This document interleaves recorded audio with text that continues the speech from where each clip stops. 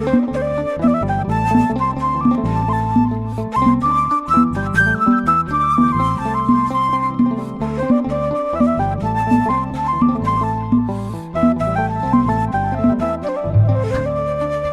አላችሁ እንደምን ቆያችሁ ውድ ነው መርከብ ሚዲያ ቤተሰቦች እግዚአብሔር አምላካችን በድጋሚ ስላገናኘን ስሙ ይክበር ይመስገን። በዛሬው በነው መርከብ ሚዲያ ቆይታችን የምንነጋገርበት የናትናኤል ጎል ኢትዮጵያ ላይ የብራዚሉ ተወካይ ተናገረው ነገር መነሻ አድርገን ይሆናል ማለት ነው። ምናልባት ፖፑ አሁን ከረንትሊ ያው አርፈዋል። እንግዲህ ማንም ሰው ሲሞት ቁም ሰራ ደግም እኛ የመፍረድ ስልጣን የለንምና ነፍስ ይማር እንላለን። ማንም የሰው ቢሆን በአምሳለ ስላሴ የተፈጠረ ስለሆነ ማለት ነው። ግን ፖፑ አለፉ ማለት ግን አጀንዳው ይቆማል ማለት አይደለም። ሁሌም ቢሆን ማለት ነው። እና አዳሞ ሻፍት የኢሉሚናቲ መስራቾች የዛሬ 200 ዓመት በፊት በ1776 እንደ አውሮፓውያን ዘመን አቆጣጠር ጀርመን ባቫሪያ ውስጥ ኢሉሚናቲ መሰረቱት። አሁን ኢሉሚናቲ አጀንዳው በደንብ እየሄደ ነው ያለው፣ እየተሰራበትም ነው ያለው። ይሄን የሚሰሩ ሀገራት ወይ መሪዎች ስላሉ ማለት ነው። ስለዚህ ማንም ሰዎች ስለሄዱ እና ስለመጡ የሚቀየር ነገር የለም ባጭሩ። ለምን ሳጥናኤል ወይም ደግሞ ዳቢሎስ ስላለ ማለት ነው። ሰዎች ተጠቅሞ የሚሰራው እሱ ነው ባጭሩ። ስለዚህ በዚህ በሳጥናኤል ጎል ኢትዮጵያ ላይ በጣም ኢንተረስትድ ያደረገኝ ነገር አለ። ምናልባት ሰሃያዜ ያስቀመጠው ማለት ነው።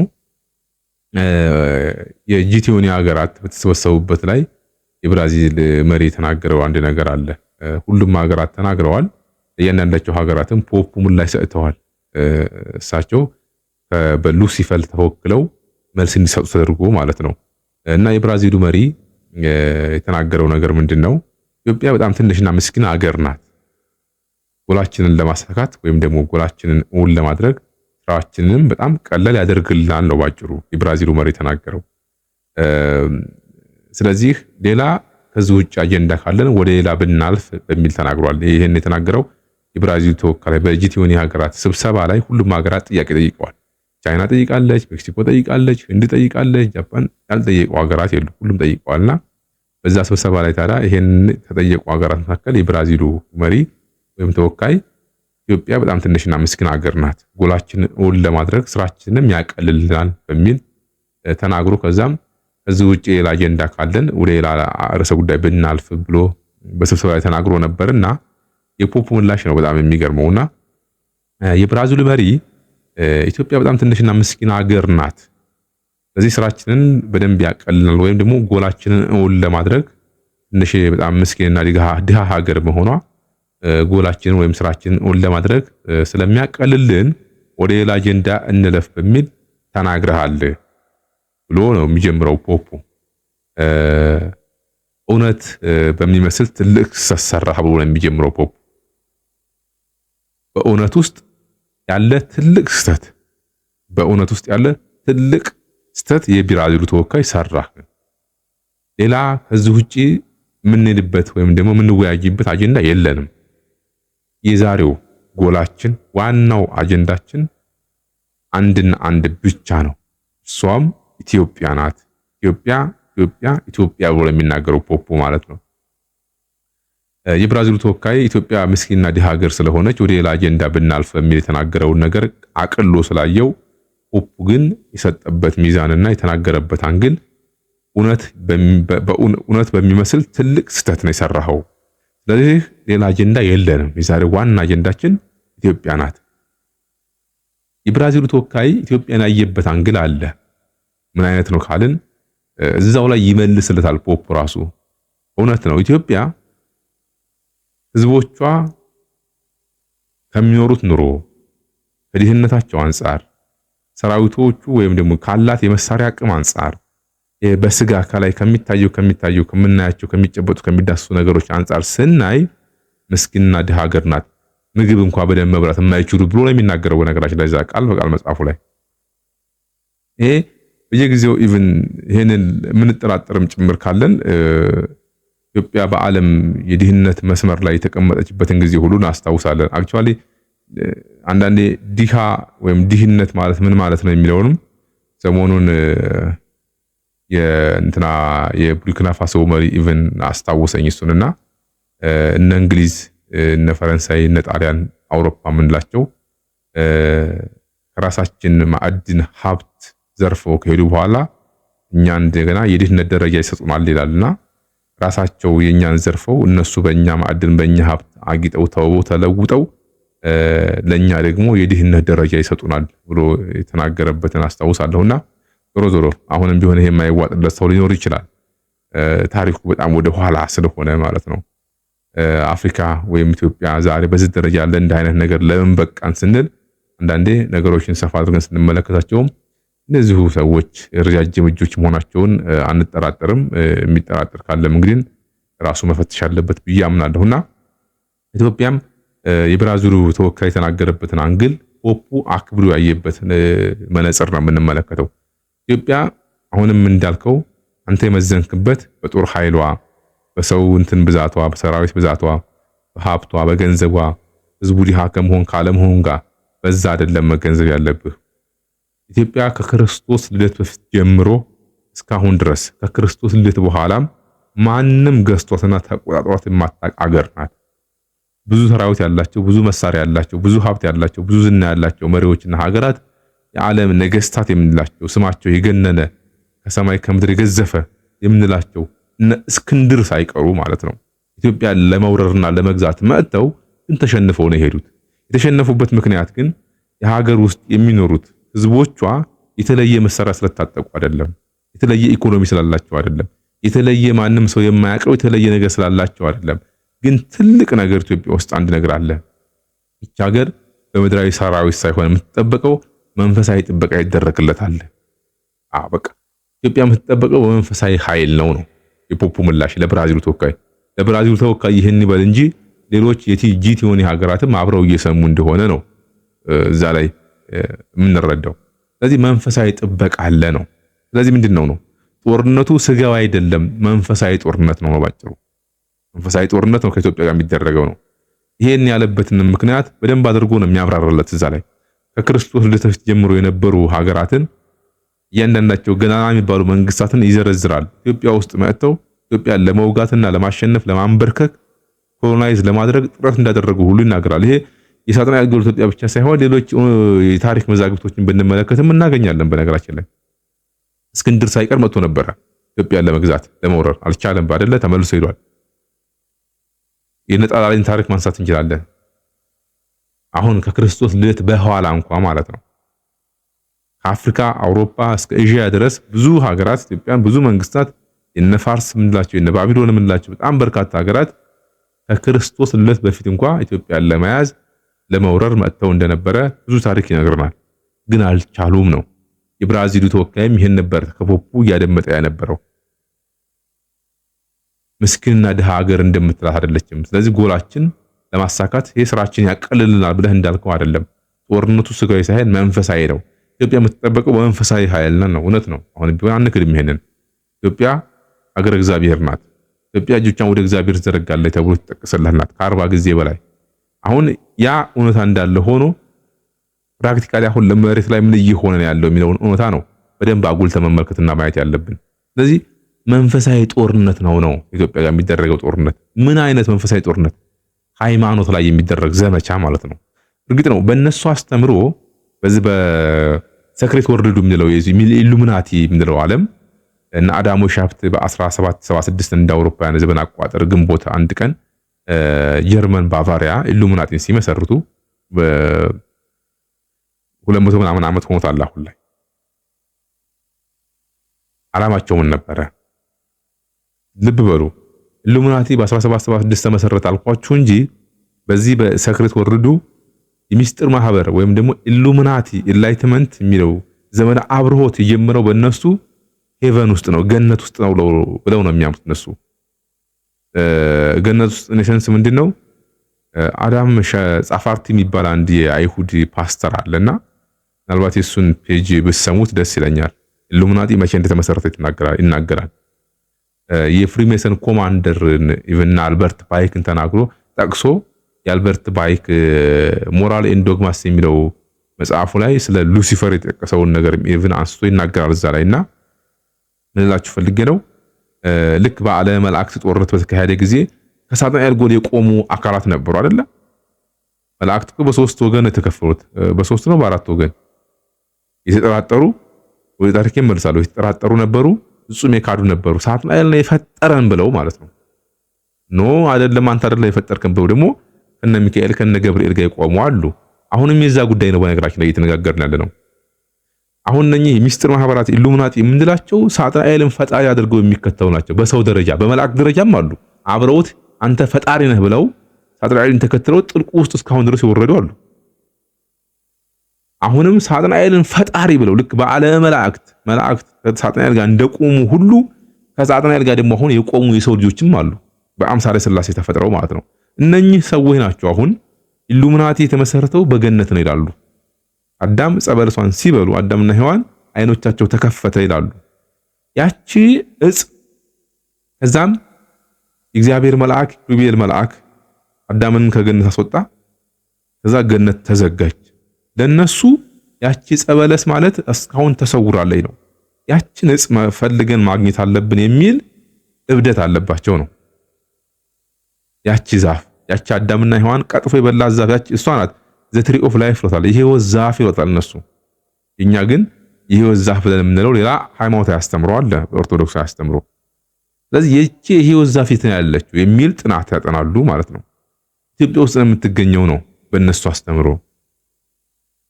ሳጥናኤል ያችን ዛፍ እንዲበሉ አድርጎ ነው አዳምና ሔዋን አይኖቻቸው እንድትበራ ያደረገው ነው። ብርሃን እንዲያደረጋቸው ነው። ኢንላይትመንት ነው። ኢሉሚናቲ ይበራላቸው አይኖቻቸው የተከፈቱ ማለት ነው። ስለዚህ በእነሱ አስተምሮ አሁን እኛም ያችን ዛፍ መብላት አለብን። ያችን ዛፍ በበላን ሰዓት የማሰብ አቅማችንና አይኪዋችን ከፍ ይላል ነው በእነሱ አስተምሮ። በእነሱ አመክንዮ እኮ አዳምና ሔዋን ዕፀ በለሷን ሲበሉ አይኪው መጠናቸው ከፍ አለ ማለት ነው። ያን ጊዜ ራቁታቸው መሆናቸውን ኢቭን ማየት ቻሉ ነው። ያንን ራቁታቸው መሆናቸውን ያዩት የተረዱት ዛፏን ስለበሉ ነው። ስለዚህ አሁን ያቺ ዛፍ ተሰውራለች ነው። የተሰወረች ይሄን ነው ኢትዮጵያ ውስጥ ነው። አሁን ዲያብሎስ ለነሱ የሚያስተምርበትና የሚገልጥበት መንገድ ነው እየነገርኳችሁ ያለሁት። በገነት እግዚአብሔር አምላካችን ዕፀ ምግብ ዕፀ በለስና ዕፀ ሕይወትን ፈጥሮ ነበር አይደለ? ዕፀ ምግብ አዳምና ሔዋን እንዲበሉ የተፈቀደላቸው ነው። ዕፀ በለስ ደግሞ አትብላ ተብሎ ትሞታለህ ተብሏል አዳም። ዕፀ ሕይወት የምትባለዋ ደግሞ ብላም አትብላም አትባለም። ግን አዳም 1000 ዓመት ሲሞላው ሰው ነውና እሷን በልቶ እንደገና ይታደሳል። ልጅነትን የሚያገኝበት እንደ አዲስ ይታደሳል። በክብር ላይ ክብር እንዲያገኝ ያደርገዋል። እኛ የሕይወት ዛፍ ምንላት ማለት ነው። ያቺ ዛፍ የድንግል ማርያም ምሳሌ ናት። ቁመቷ ከምድር እስከ ሰማይ ተዘረጋ ነው ይላል። ሽታዋ መዓዛዋ የሰው ልጅ ነፍስ እስከሚለይ ድረስ። ይሄን ስላችሁ እንግዲህ እንደ መዓዛው ደስ የሚል ከሆነ እንዴት የሰው ልጅ ነፍስ ይለይ ይችላል ብሎ የሚል ሰው ሊኖር ይችላል። ኖ በክፉ በሚያስጠላ መዓዛ ማለት አይደለም። ተመስጦ ወይም ሰዎች አሁን በዘመኑ ሜዲቴሽን ይሉታል አይደለ? ሜዲቴሽን እኮ ሰው ልጆች እኮ ከዚህ ያሉበት ዓለም ወደ ሌላ ዓለም ዳይቭ አድርጎ መግባት የሚችሉበት ሲስተም ማለት ነው አይደለ? ይችም ዕፀ በለስ እቺ ዕፀ ሕይወት የምትባለዋም የእመቤታችን ምሳሌ ናት። ሕይወት ዛፍ ናት። መዓዛዋ ሽታዋ እጅግ ውብ። ከስንት ጊዜ ነው አንድ ሰው 6 ወር መንገድ ኢቭን ሳይቀር ተልኮ ማነው ርቀት ሄዶ እስከዛ ድረስ የሚሸተው እንደማለት ነው። በርቀት ሆናችሁ እንኳን ሸታል ነው። ምን ማለት ነው? ባጭሩ የድንግል ማርያም መዓዛዋ፣ ንጽህናዋ፣ ቅድስናዋን የሚያመላክት ነው። ድንግል ማርያም የዚህ ባለቤት የዚህ ምሳሌ በዚህ ዛፍ እንደተመሰለች ማለት ነው። እና እቺ ዛፍ ፍሬዎች ኢቭን አሉላት ወደ 12 የሚሆኑ ፍሬዎች ማለት ነው። የሕይወት ፍሬ የተባለውን ክርስቶስን ያስገኘችልን እሷ ስለሆነች ማለት ነው። ይቺ ዕፀ ሕይወት ትባላለች። ዕፀ ምግብ ይባላል ብያችኋለሁ። ዕፀ በለስ ዕፀ በለሷን ነው እነኚህ ኢሉሚናቲ የሚባሉት የሕይወት ዛፍ ብሎ የሚጠሯት ማለት ነው። ይቺ ዛፍ ኢትዮጵያ ውስጥ ነው ያለችው ብሎ ያምናሉ።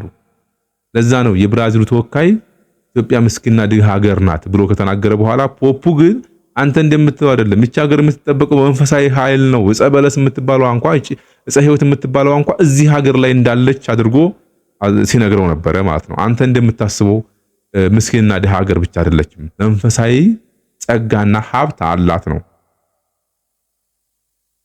ዕፀ በለሷ እዚህ ነው የምትገኘው አትገኝም፣ እሱ ሌላ ጉዳይ ነው። አሁን ስለሱ ላወራ አይደለም ምን የመጣሁት። የት ነው የምትገኘው? እሱን እግዚአብሔር ነው የሚያውቅ። እነሱ ያን ስላሉ እኛ 100% እንቀበላቸዋለን ማለት አይደለም። ግን ኢትዮጵያ አንዳንዴ የሚስጥር ማህበሮቱ ዓለም እነሱ ራሳቸው የተናገሩትን ነገር ቀጥታ ውስጥ አይደለም መተርጎም ያለብን። ከዛ ካውንተር ፈጥረን ነው ወይም ደግሞ ሌላ ሪያሊቲ ይሄን ካሉ ይሄን ከተናገሩ ምንድነው ሊያጠፉ የፈለጉት ነው። እነሱ ጸበለስና አይደለም ፈልገው ይመጡት። ዳቢሎስ የሚፈልገው ዛፍ አይደለም፣ አሁን ቢሆን እንጨት አይደለም፣ እሱ ከእንጨት ጋር ጉዳዩ አይደለም። ዳቢሎስ አነጣጥሮ ይመጣው የሕይወት ዛፍ የተባለችውን በሕይወት ዛፍነት የተመሰለችውን ድንግል ማርያምን ነው። ይሄና እናንተ ከድንግል ማርያም እናትነት ፈቀቅ እንድንል ከእምነታችን ከሃይማኖታችን ፈቀቅ እንድንል የሚያስችለውን የመንፍቅና የክህደት ትምህርት ማስተማር ነው የፈልገው። ከሃይማኖት መንገድ ማስወጣት ነው የፈልገው ዳቢሎስ። ያንን እንዳናደርግ ነው እሱ ግፊት የሚያደርገው። ሳጥናኤል ጎል ኢትዮጵያ ብለን ስንልም ኢትዮጵያ ምንድነች? የሃይማኖት ሀገር ናት፣ የሃይማኖት ምድር ናት። በየቀኑ የሥጋ ወዲያው የሚፈተትባት ምድር ናት። ኪዳን የሚደርስባት ቅዳሴ የሚደርስባት ሀገር ናት።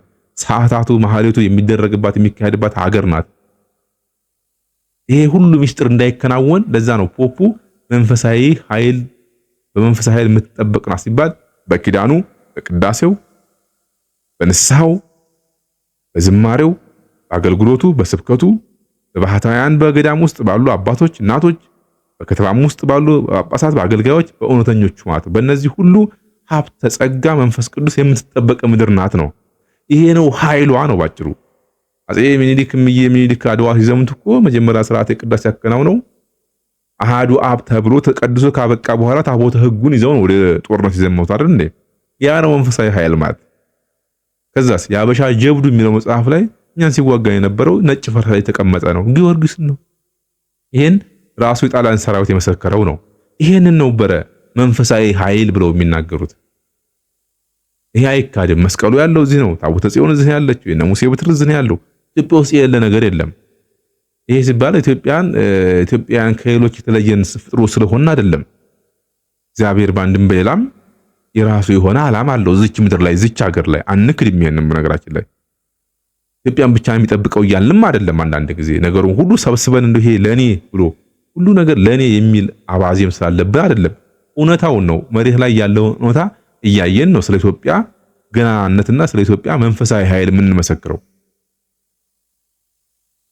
ድንግል ማርያም የወለደችው ክርስቶስ ፍጹም ሰው ፍጹም አምላክ ብለን የምንከተለው ኢየሱስ ክርስቶስን የምትከተል ምድር ናት እቺ ሀገር። ይሄን ሚስጥር ከኢትዮጵያ ማጥፋት ነው። የሳጥናኤል ጎን ዓላማው ምንድነው? ታቦት ላይ እንዳናምን ማድረግ፣ ቅዱሳን እንዳንከተል ማድረግ፣ ድንግል ማርያም ምልጃ እንዳንጠቀም፣ በቅዱሳን መላእክት በጻድቃን በሰማዕታት ክብር በእነሱ ገድል ተአምር አንብበን እንዳንጠቀም በረከት እንዳናገኝ ወደ እነሱ ህይወት እንዳንቀላቀል ማድረግ። ይሄ ነው ጎሉ። አንድ ሰው በድንግል ማርያም አማላጅነት በድንግል ማርያም እናትነት በቅዱሳን መላእክት በገድላት በታምራት ላይ እንዳያምን አደረገው ማለት የሳጥናኤል ጎል መታለት ማለት ነው። ያ ነው ፕራክቲካሊ ሆኖ በትርጉም ደረጃ ስንሄድ የምናገኘው ሪያሊቲና እውነታ። ስለዚህ የብራዚሉ መሪ የተናገረበት አንግል በስጋዊ ነበረ። ፖፕ የመለሱበት አንግል ደግሞ በመንፈሳዊ ነበረ። በመንፈሳዊ ኃይል የምትጠበቅ ምድር ናት። ከክርስቶስ ልደት በፊት የነበሩ ኃያላን ነገስታት ኢትዮጵያን መጥተው ሊወሯት ፈለጉ፣ አልቻሉም።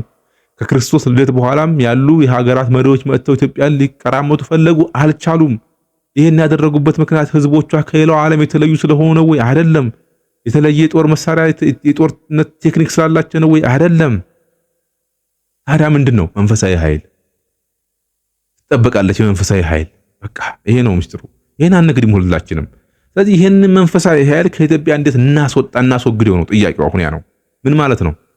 ህዝቡን አማኙን እምነት አልባ ማድረግ ነው። ያኔ ሲስተማቲካሊ ብሬኖሽ ካደረጉ በኋላ ትውልዱን ከዚህ ካስወጡ በኋላ ኢትዮጵያን በስራችን ማድረግ እንችላለን ነው። ከዛ እንደፈለገን የሰይጣን መጫወቻ እናደርጋለን። እዚህ ምድር ላይ ነግሶ ያለው እግዚአብሔር ነው። እግዚአብሔር ከሆነ ነግሶ የሚኖርባት እቺ ምድር መጨረሻ ላይ እግዚአብሔር ከነገሰ ቅዱሳን ተከብረው፣ መላእክት ተከብረው፣ ገድላት ተአምራት ተከብረው፣ መላእክት ተከብረው በእነሱ ምልጃ በእነሱ ጻድቅነት ተጠቅሞ የሚኖር ህዝብ ይገኛል ማለት ነው። ሳጥናኤል ከነገሰ ግን ማንድን መስቀል አይከበርም፣ ቅዱሳን አይከበሩም፣ ገድላት አይከበሩም፣ ተአምራት አይከበሩም፣ ቤተክርስቲያን ትሰዳለች። የሳጥናኤል ጎል ማለት ይሄ ነው። እግዚአብሔር ይረሳል ማለት ነው። ሳጥናኤል ይከብራል ማለት ነው በተዘዋዋሪ። ያን ማድረግ ነው የሚፈለገው። አጀንዳው ያ ነው። ሪያሊቲው ፐርፌክት የሆነው ትርጉም ይሄ ነው። ለዛ ነው አሁን በቀጥታም በተዘዋዋሪ መልካቸውን እየቀያየሩ የአዲስ ዓለም ስርዓት መሪዎች ዓለምን ወደ አንድ መንደር ለማምጣት ወይም ደግሞ አዲስ ዓለም ስርዓትን ለመመስረት በሚያደርጉት እንቅስቃሴ ሃይማኖትን ማጥፋት ነው የመጀመሪያው ታርጌቱ። ሁሌ የምናነሳው ሐሳብ ማለት ነው። ወንድማችን ፍስሐ የሚነገረን ይሄንን ነው። ሌሎች ሀገራትም ያነሱት አለ። እውነት ነው። አሁንም ቢሆን ኢትዮጵያ ከዓለም አቀፍ እንትን ውጪ የምትሆንበት መንገድ አለ ወይ? ኢምፖሲብል አይደለም። ብዙ ነገሮች አሁን ወደ አንድ ስርዓት እየመጣ ነው ዓለም አሁን አይደለም። ዝም ብላችሁ ተመልከቱት። አሁን እኔ ይሄን እየጠላሁ አይደለም። ዓለም ወደ አንድ መምጣቱን ማንም አይቃወም። ግን የሚመጣበት መንገድ በምንድን ነው? ማን የበላይ ሆኖ ማን መሪ ሆኖ የሚለው ጥያቄው እግዚአብሔር ወይስ እግዚአብሔር የሚከብርባት ዓለም ነች እየተሰራች ያለችው ወይስ ሳጥናኤል? እኔ ለዛ የምቀበው ሳጥናኤል የሚነግስባት ዓለም ነች አሁን እየተሰራች ያለችው። እንደዛማ ባይሆንማ ምድራችን ላይ እንዲህ አይነት ቀውስ አናየም ነበር። እግዚአብሔር ያለበት እግዚአብሔር የሚመራው እግዚአብሔር የፈቀደው ዓለም ቢሆንማ ምድራችን እንደዛ አትሆንም ነበር። ባይዘዌ የሳይንስን እንትን ብለናል፣ ብዙ ነገር አውቀናል፣ ብዙ ነገር ተረድተናል፣ ተፈላስፈናል የምንለው አካላት ዓለም ላይ የሚሆነውን ነገር ማየትና መገንዘብ ይገባናል ብዬ አምናለሁ። እግዚአብሔር የሌለበት ዓለም ነው የተፈጠረ ያለው።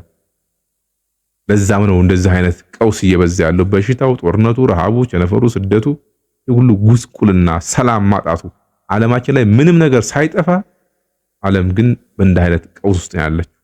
ለምን? አዲስ ዓለም ስርዓትን ኦን ማድረግ ሃይማኖት እየጠፋ ነው ያለው ማለት ነው ባጭሩ።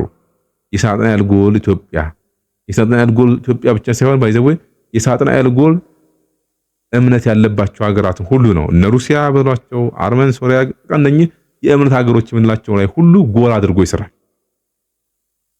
ስለዚህ ያንን ታሳቢ ያደረገ ግንዛቤ እንዲኖረን በሚል ነው ይህን ሐሳብ ያነሳሁት። ድጋሜ እንደዚሁ በሌላ ሐሳብ እስከምንገናኝ መልካም ቆይታ እንዲሆንላችሁ ምኞቴ ነው። ይቆየን።